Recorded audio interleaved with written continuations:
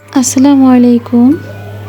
আশা করছি সবাই যে যেখানে আছেন ভালো আছেন, সুস্থ আছেন এবং নিরাপদে আছেন।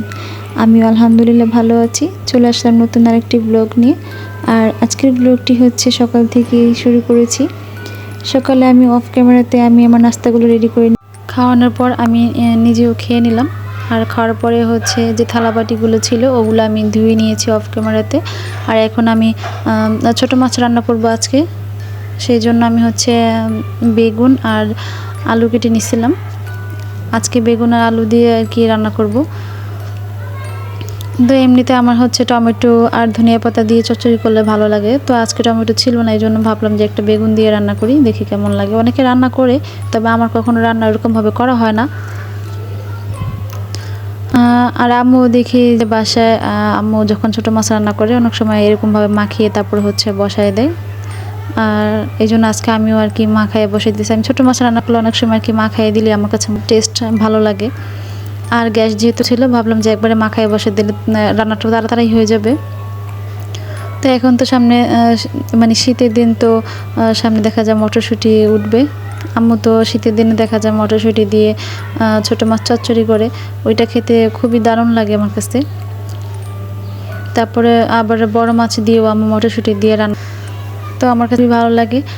তো আমি এখানে হচ্ছে সব মশলাগুলো দিয়ে তারপরে হচ্ছে ভালোভাবে মাখিয়ে অল্প পানি দিয়ে আমি হতে তরকারিটা চুলায় বসাই দিব। আর ছিল আমি এটার মধ্যে দিয়ে দিছি কারণ একটু মেলা খোলা ছিল, এটার মধ্যে দেখা যায় এরকম সুন্দর করে আর কি চচ্চড়িটা করা যাবে। আমি এই মাছে আমি ঝোল রাখবো না, ঝোল খেতে ভালো লাগবে না আর কি। তো পরবর্তীতে আমি তরকারিটা দেখা যায় হওয়ার পরে কিছুটা ধনিয়া পাতা কুচি দিয়ে আর কি নামিয়ে নিয়েছিলাম। তো এখন আমি হচ্ছে ইন্ডাকশনে আবার আর যত যাই রান্না করি না কেন ডালটা আমাকে মাস্ট রান্না করতেই হবে, কারণ ডাল হচ্ছে বাচ্চাদের ফেভারিট। আর আমারও পছন্দ, আমি যত তরকারি রান্না করি না কেন শেষ বেলায় একটু ডাল খেতে আমার কাছে ভালোই লাগে। রান্না করি মাঝে মাঝে, খাওয়া না হলেও দেখা ওটা ফ্রিজে রেখে দিলে পরবর্তীতে গরম করে আবার বাচ্চাদেরকে দিই বা আমরাও খাওয়া হয়ে যায়। তো এখানে আমি হচ্ছে ডালটা একটু সিদ্ধ হয়ে গেছিলো, তো আমি সব মশলাগুলো দিয়ে দিলাম। আর তরকারি হয়ে যাওয়ার পর আমি হচ্ছে এখন আবার ডিম ভুনা করব এই চুলাতেই। আর ডিম ভুনা হতে কারণ খুব বেশি একটা গ্যাসের প্রয়োজন হবে না, ওদিক দিয়ে ডালটা হইতে হইতে এখানে ডিমটাও দেখা যায় ভুনা হয়ে যাবে আস্তে। আর আজকে যেহেতু শুক্রবার, নামাজ পড়তে যাবে তাহমিদের বাবা, তো নামাজ পড়ে এসে দেখা যায় তাড়াহুড়ো করে খেয়ে আবার অফিসে চলে যাবে, কারণ আজকে তো ওনার অফ ডে না, ওনার অফ ডে হচ্ছে মঙ্গলবার। তো আজকে যেহেতু ডিউটি আছে, তো তাড়াহুড়ো করে খেয়ে আবার ওনারকে চলে যেতে হবে। তো এই জন্য আমি হচ্ছে নামাজের আগেই আর কি রান্নাগুলো কমপ্লিট করার চেষ্টা করতেছিলাম, খুব তাড়াহুড়ো করতেছিলাম দুই চুলাতেই আর কি। তো ইন্ডাকশনে দেখা যায় এক চুলা রান্না করতে অনেক সময় লাগে, তো গ্যাস থাকলে তো কোনো ঝামেলাই থাকতো না, দুই চুলাতে বসাই দিলে দেখা যায় তাড়াতাড়ি রান্নাটা হয়ে যেত।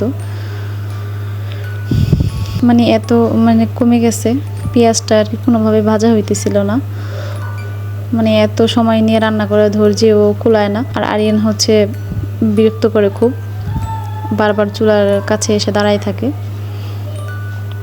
দেখা যায় ওর গায়ে তেল ছিটে যাবে কিনা সবসময় একটা আতঙ্কের মধ্যে থাকা লাগে। আর ও কারো কাছে এখন যাবেও না, আমি রান্নাঘরে আসলেও কোথাও যেতে চায় না, ওর সাথে সাথেই থাকে আর কি।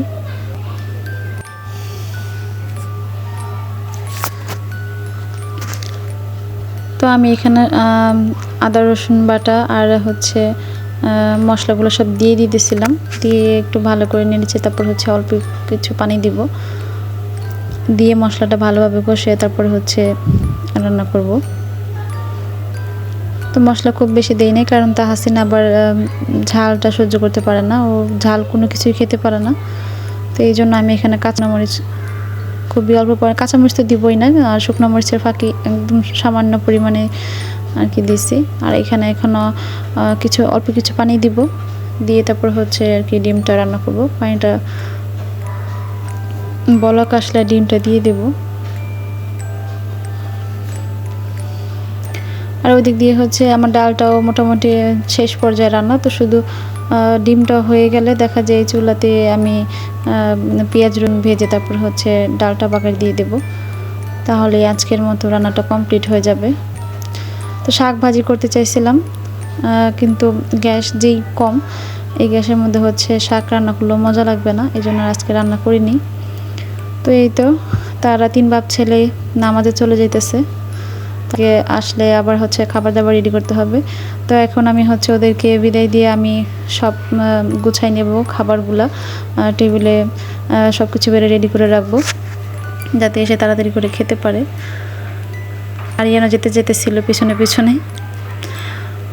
তো আজকের ভিডিওতেই সবাই ভালো থাকবেন, সুস্থ থাকবেন এবং নিরাপদে থাকবেন।